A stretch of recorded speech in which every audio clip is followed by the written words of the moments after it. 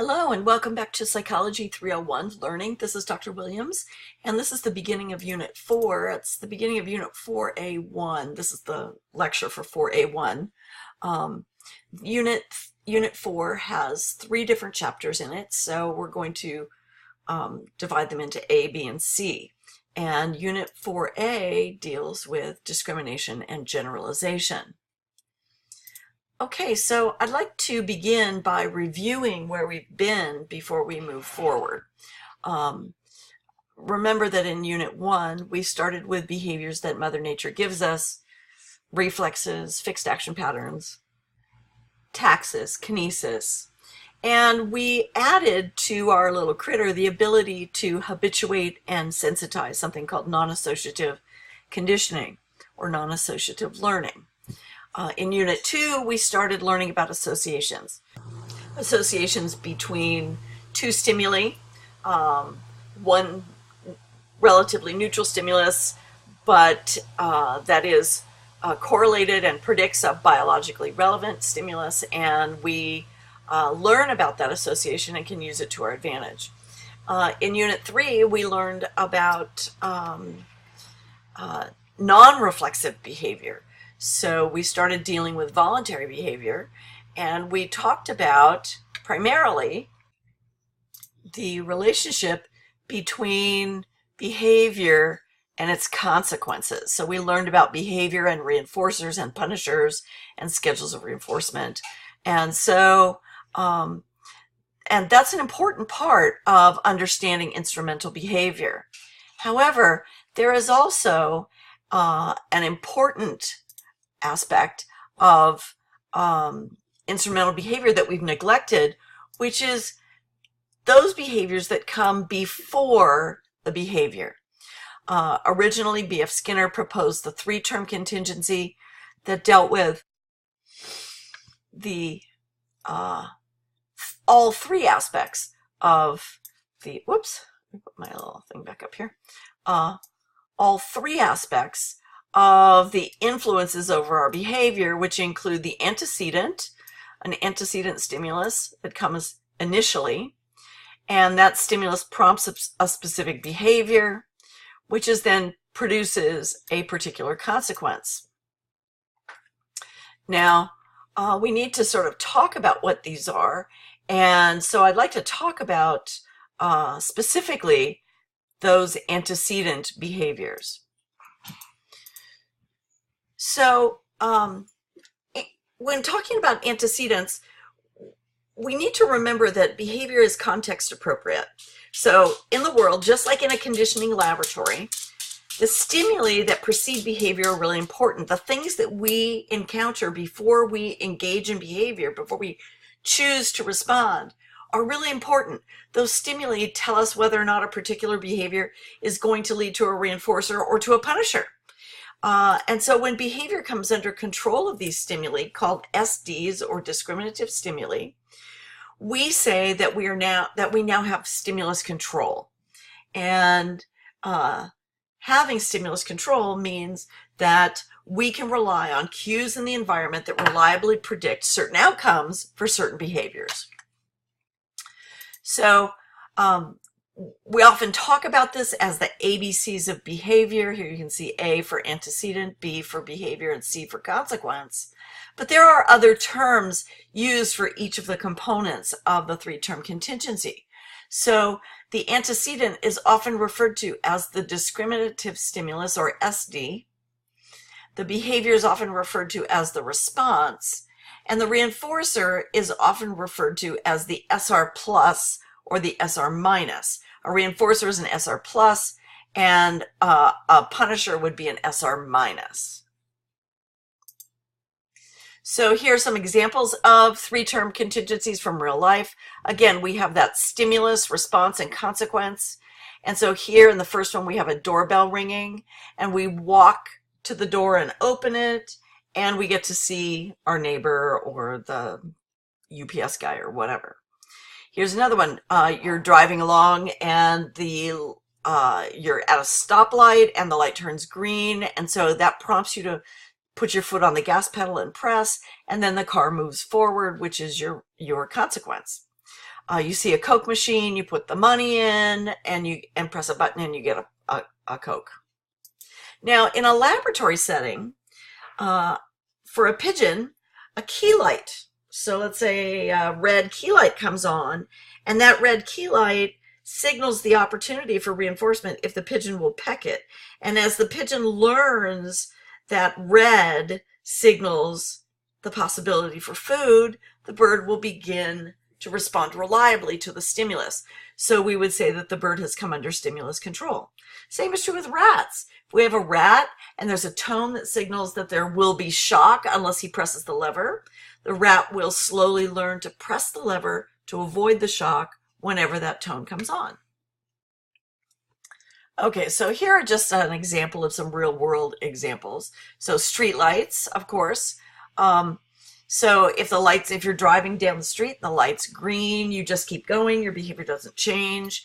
If the light turns red, you move your foot from the gas pedal to the brake and push, and your car comes to a stop, hopefully, and you don't hit anybody or anything. And so that's your reinforcer, is sort of avoiding an accident. And what happens when your light turns yellow? Everybody has a different answer. What we usually do is we look for more cues. Some people say, well, I slow down and stop. Other people say I speed up to get through the light. But what really happens is we start looking for more information. We look for more stimuli to control our behavior. If the car in front of us puts their brakes on, then we'll put our brakes on. If it's the middle of the day and there's lots of pedestrians, we're probably going to slow down and stop. But if it's 3 o'clock in the morning on a Tuesday night and there are no police around, we might speed up to go through the yellow light. Learning how to tell the difference between different kinds of wine, red wine or white wine, that's a pretty easy one. I like white, I don't like red. Problem solved. So now white wine controls my behavior, I will drink it, and red wine controls my behavior because I won't drink it. In the third one over here, what happens when you see this? Even if he's not coming after you, when we see police officers, we usually check and adjust our driving behavior to make sure that we're obeying all of the rules, that we're not driving too fast, that we're not changing lanes without signaling, that we come to a complete stop, all those things. Changes our behavior. What happens when you get a text message? Does your phone make a sound, and does that sound then prompt you to check your phone to see what the message is? Again, your behaviors come under stimulus control. Here's that pop example. You know, we're thirsty, we have money in our pocket, and so we see a pop machine, we put the money in, we push a button, and we get a pop. Dog training, same thing. Dogs learn signals. So here's a man giving the sit and stay command. And when the dog learns that command, is a signal for if you sit, you'll get a treat, then the dog will learn to sit. And so these are just some kind of general examples. I like this last example because it shows us facial expressions that often serve as signals for our behavior. When you walk into a classroom, if your teacher greets you like this, you might respond one way, but if your teacher responds to you like that, you might respond differently. So, an interesting real world examples. Now, stimulus control, this idea of stimulus control, is divided into two really broad categories. So we have generalization, which is a phenomenon where those stimuli that are sufficiently similar to stimuli we've already learned about will elicit the same response. So when little kids learn about dogs, they start to look at all dogs and they start to generalize their behavior to all dogs. So here you have, you might have a Yorkie and a Golden Retriever, but little kids will just say dog. And so that's generalization. Discrimination is the process through which individuals learn to differentiate between stimuli. And then we respond differently. So here we have dog, cat, dog, cat, dog. We also have a bulldog, a basset hound, and I don't know what that is, but he's awfully cute. So when we start to identify a beagle versus a cockapoo versus a golden retriever versus a boxer, we're now doing discrimination by separating the dogs into different things. And maybe you've had experiences with big dogs being aggressive. So you might respond one way to the bigger dogs like the Newfoundland and the golden retriever, but you might respond differently to the little Pomeranian or the Yorkie. So that would be discrimination where with dogs. Whereas children would just say dog, doggy, doggy, doggy, doggy. To all of them, that would be generalization. So discrimination occurs when the individual responds differently to different stimuli in the environment. We treat different stimuli differently, and we call that differential responding. And generalization occurs when a behavior that is reinforced in one context occurs in a new or similar context, even sometimes before reinforcement's available. So, for example, if you eat food with a fork that has 3 tines to it, 3 little tips, then when you see a fork with 4, you're probably going to still use it correctly, even if you've never used it before. And we say that generalization and discrimination exist at opposite ends of the same continuum. In other words, they describe the degree to which a stimulus has control over your behavior and whether you respond similarly or differently to different stimuli. So here's our continuum ranging from generalization down at this end to discrimination. And they really are mutually exclusive. When you are responding to 2 stimuli because they're similar, you are generalizing. And when you're responding differently to 2 different stimuli, you are discriminating. So let me give you some examples of discrimination because that's really where the interesting stuff lies. So again, we have our street light, and we respond differently to these different stimuli, to a green light, a yellow light, and a red light. That's discrimination. When you get up to go to the restroom, you see these 2 different images. You're able to tell which one you should use.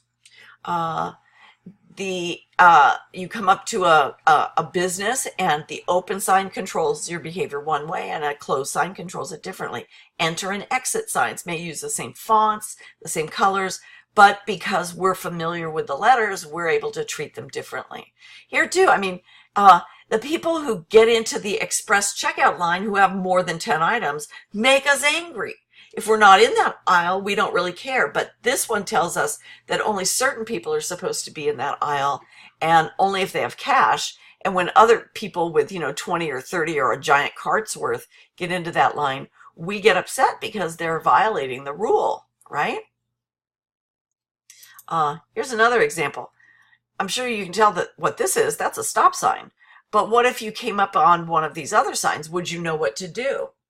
The truth is, I've been in a lot of countries, and really all that you need is this what is it? 1, 2, 4. It's 8-sided. I guess it's 8-sided red sign. You don't necessarily have to understand what the sign says.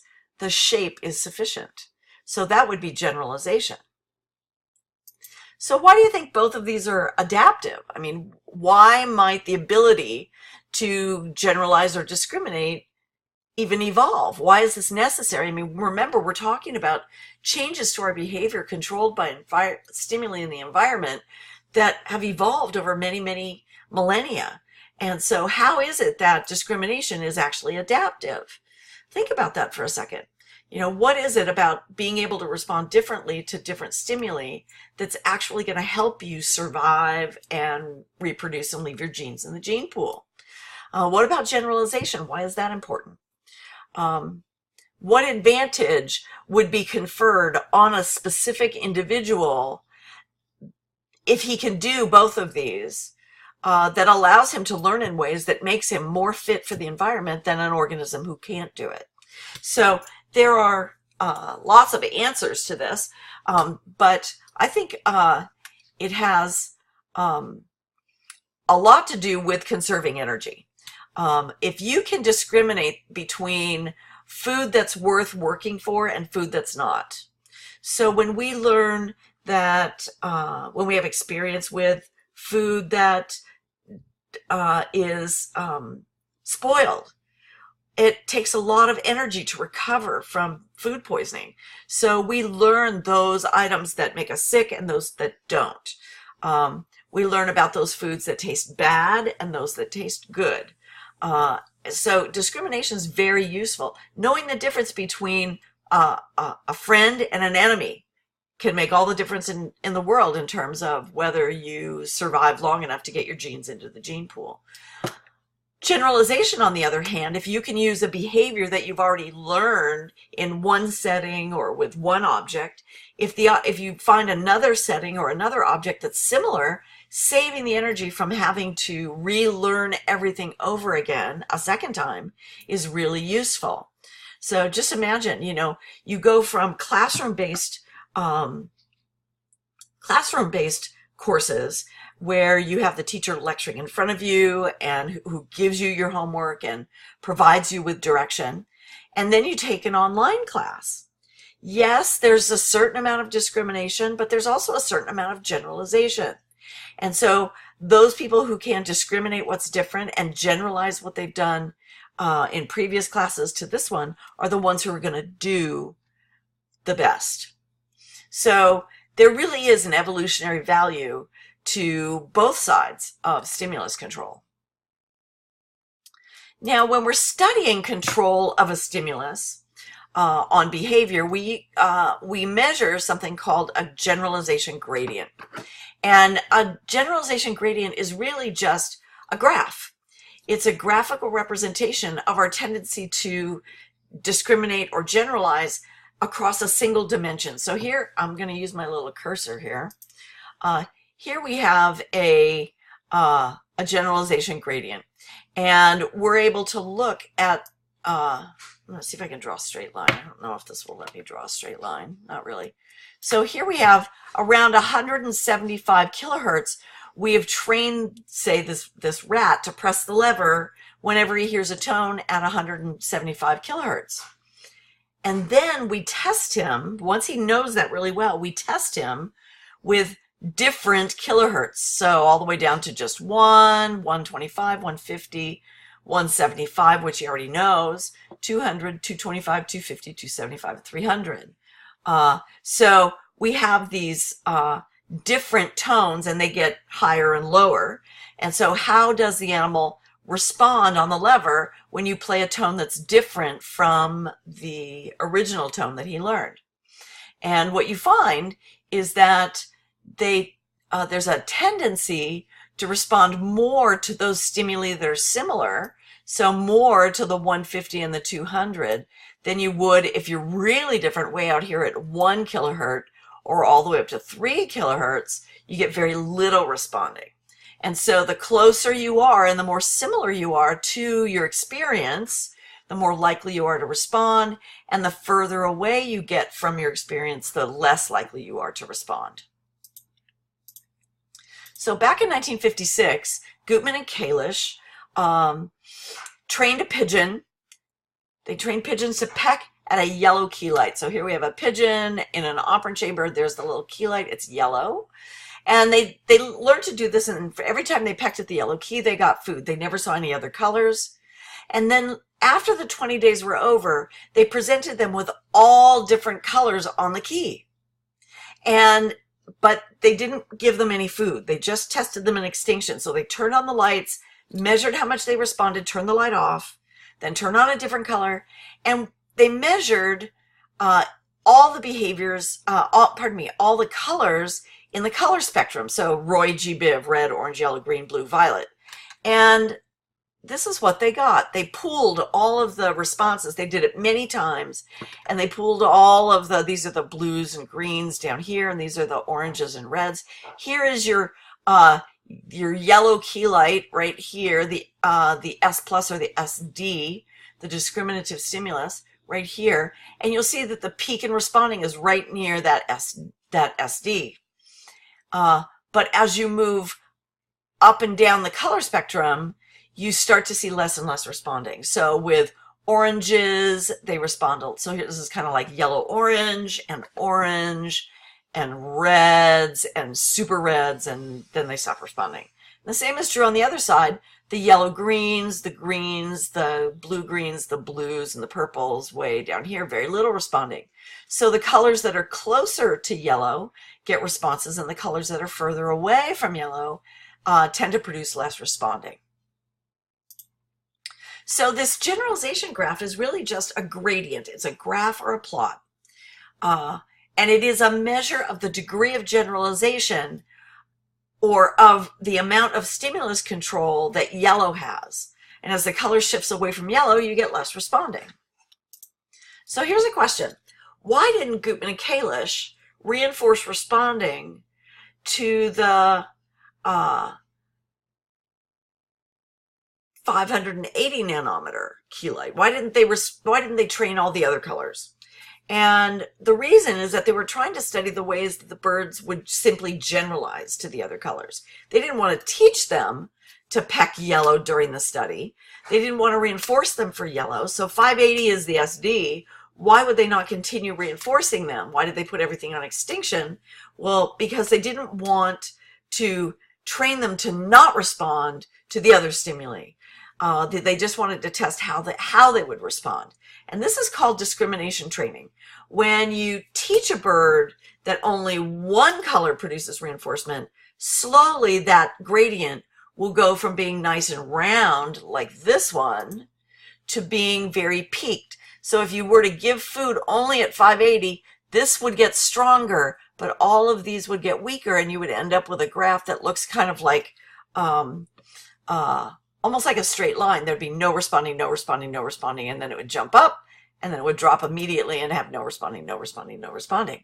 They were more interested in seeing the degree to which they would respond to other colors, so they tested an extinction.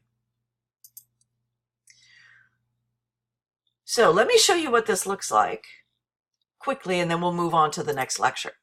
So this is an example of discrimination training. This is what they did not do, what I just described. So if you just do SD training only and you test across the color spectrum, whatever, this could be tones, it could be colors, but if you just test across the spectrum, you'll see that those items that are around the SD, which is right here, are going to get more responding, and then you'll get this gradual decline with responding slowly tapering off.